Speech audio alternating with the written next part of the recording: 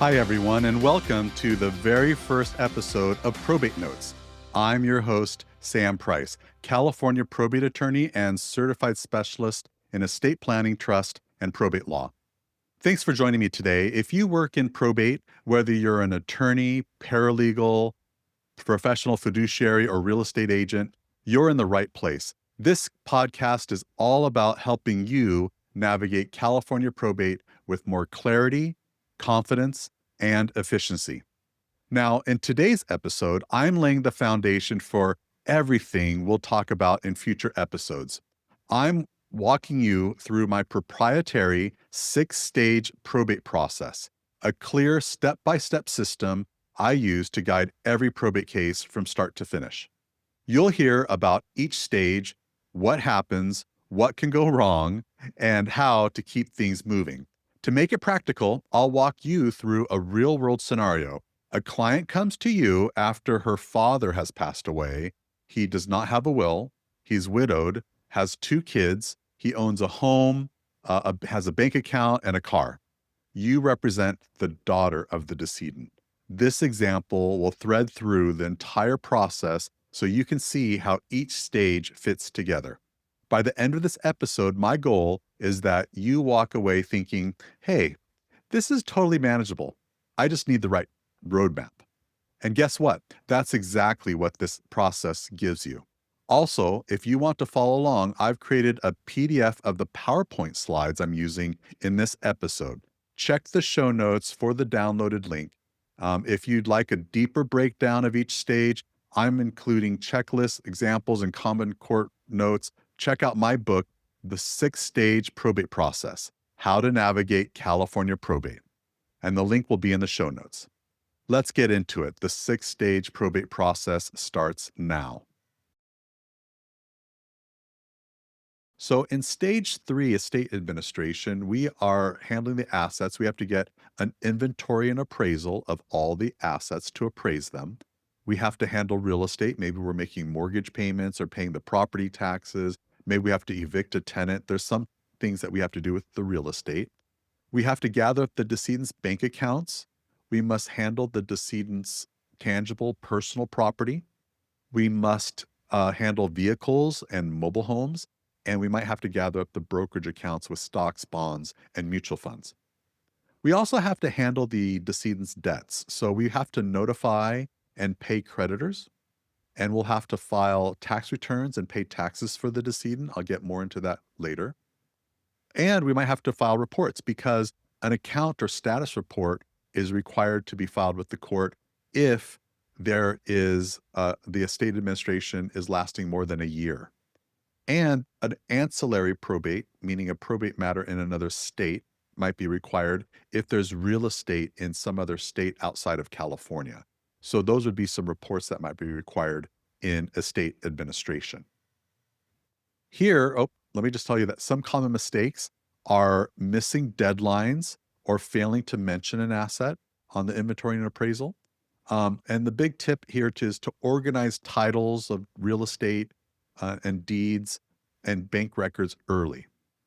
And the big takeaway here is a clean inventory and appraisal means a smoother accounting later. So let's start talking about how we're going to appraise the assets and handle the assets. So we need to create an inventory and appraisal. So for the bank account, we're going to need the bank statement as of the decedent's date of death. For the house, we're going to need the deed to the house in the decedent's name.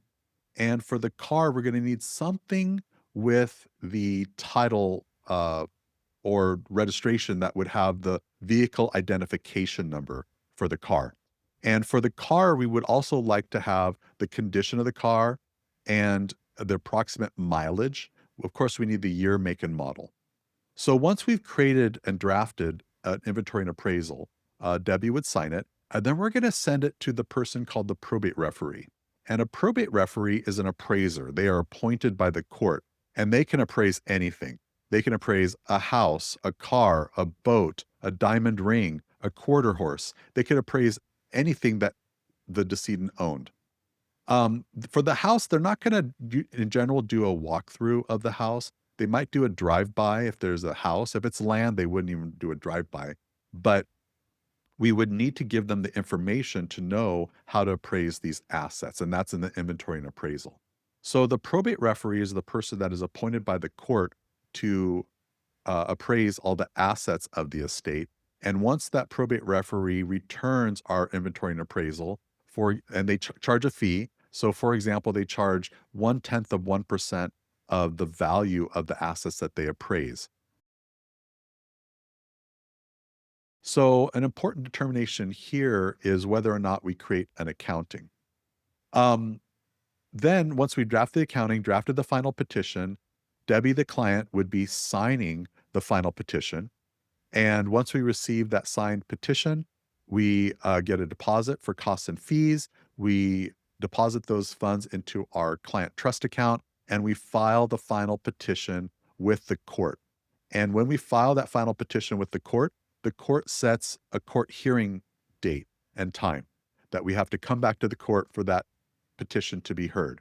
Now, some common mistakes in stage 4 is failing to track receipts or not completing all steps of the estate administration. So there's still some work to be done. So we don't want to start winding down the estate until all the estate administration is completed. And a big tip is to think like a fiduciary. Document everything, keep logs, and save receipts. And the big takeaway in stage 4 is a clean accounting avoids objections and keeps your client protected. So since we filed that final petition, we have a court hearing date, we're enter into stage 5, petitioning for the final order. Here, we're going to mail out notice. It must be mailed out at least 15 days prior to the court hearing. We would review any probate notes, which are the court's questions about the petition that we filed. And we review the probate process and the probate notes and draft any supplement to clear up those probate notes. And our client signs the supplement. We get it mailed out to the heirs of the estate and filed with the court. And again, I attend a court hearing. The client is not required to attend, but can attend if they'd like to. And when the court approves that final accounting and petition for distribution, the final petition is approved. So the common mistakes here in stage 5 is that an incomplete accounting exhibits such as bank statements are required. So that has to be filed with the court in attachments. Or there might be some math errors in the accounting. The big tip here is to use clear formatting for the petition and the accounting and explain any non-obvious expenses. The big takeaway here is to show your work to win court approval faster.